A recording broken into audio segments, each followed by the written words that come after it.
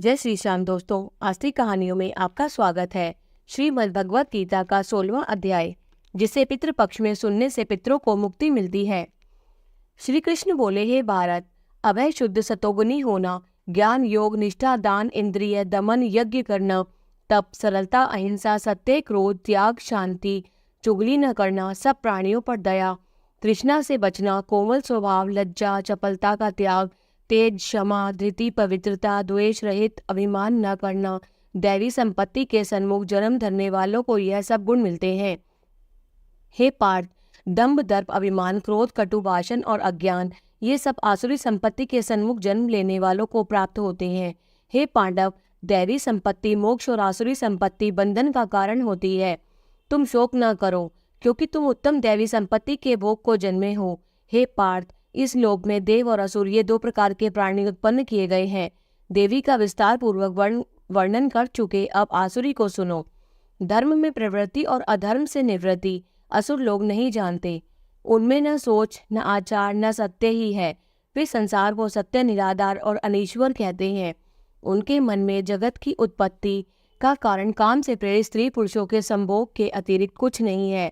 मलिन आत्मा अल्प बुद्धि दारुण कर्म करने वाले इस संसार को नष्ट करने के हेतु पैदा होते हैं और दूषित काम के आश्रित होकर वे दंभी मानी और मद से युक्त पुरुष नीच कर्मों में प्रवृत्त होते हैं। वे मृत्यु पर्यंत चिंता से ग्रसित हैं। कामोपभोग ही सब कुछ है, इसी को सर्वस्व मानते हैं। अनेक आशा रूप पाशों से बंधे काम क्रोध में तत्पर कामोपभोग के लिए अन्यान्य किसे अर्थ संचय की इच्छा करते हैं। मैंने आज यह पाया, इस मनोरथ को पाऊंगा, यह है और यह धन भी मेरा हो जाएगा। ये शत्रु तो मैंने मारा, दूसरों को भी मारूंगा। मैं ईश्वर भोगी सिद्ध बलवान और सुखी हूँ। मैं धनी कुलीन हूँ, मेरे समान दूसरा कौन है। मैं यज्ञ करूंगा, दान भी करूंगा।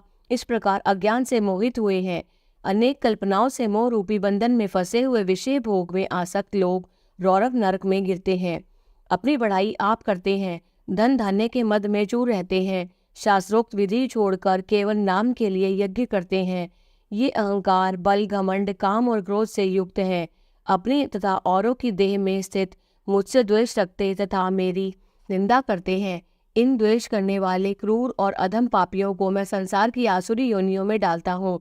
हे कौन्तेय, जन्म जन्म में आसुरी योनि पाकर वह मूर्ख मुझको पाए बिना ही अंत में अधोगति को प्राप्त होते हैं। काम क्रोध और लोभ ये तीन नरक के द्वार हैं जो आत्मा का नाश करते हैं। इस कारण तीनों को त्यागना चाहिए। हे कौन्तेय, उन तीन नरक द्वारों से छूटा हुआ मनुष्य अपने कल्याण को सुकृत करता है, तब उत्तम गति को पाता है। जो शास्त्रोक्त विधानों को छोड़ स्वेच्छा अनुसार कर्म करता है, वह सिद्धि को नहीं पाता, सुख को नहीं पाता और परम गति को नहीं पाता।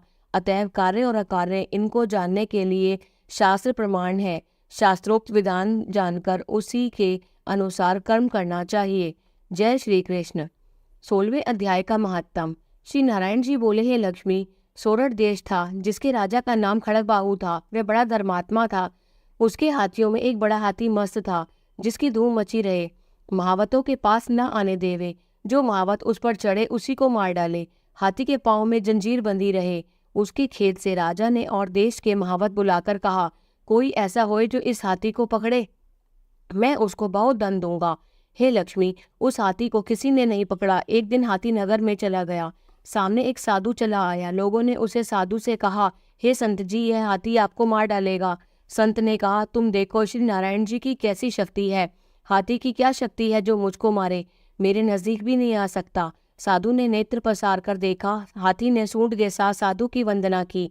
साधु ने कहा, हे गजेंद्र, मैं तुझे जानता हूँ। पिछले जन्म में तू पापी था, मैं तेरा उद्धार करूंगा। चिंता मत कर। हाथी बारंबार चरण छूता माथा नवाता था।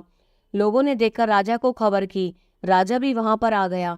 देखा तो हाथी साधु के आगे खड़ा है और साधु ने कहा, अरे गजेंद्र, तू आगे आ। हाथी ने आगे हो चरण वंदना की। उस संत गीता पाटी ने कमंडल से जल लेकर मुख से कहा, गीता जी के 16वें अध्याय का फल इस हाथी को दिया। इतना कह जल छिड़कने से हाथी देह को छोड़कर देवदेही पाई। विमान पर चढ़ वैकुंठ हो गया। राजा ने संत को दंडवत प्रणाम किया और कहा, संत जी, आपने कौन सा मंत्र कहा जिससे इस अदम दुखदायक को सदगति प्राप्त हुई? संत ने कहा, मैंने गीता जी के 16वें अध्याय का फल दिया है। नित्य ही मैं उसका पाठ करता हूँ। जय श्री श्याम।